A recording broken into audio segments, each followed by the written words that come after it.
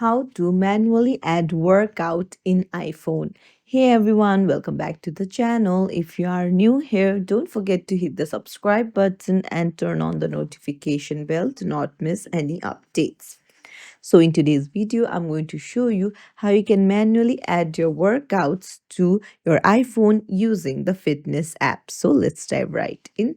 This is the inbuilt iPhone app. Just open it up and then go to workout at the bottom. Then you can see the pencil like icon in the top right. Just tap on it and then here tap on select and now choose the type of workout.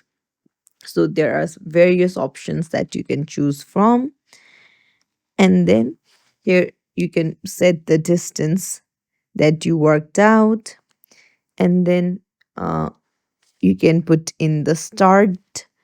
So you can put in the start time, and then you can put in the active kilocalories. This is estimated based on workout type, duration, and then health details. And then you can hit the tick. So, this is how you manually add workouts on your iPhone. If you found this tutorial helpful, don't forget to like the video and subscribe to our channel for more tips and tricks. Thank you for watching.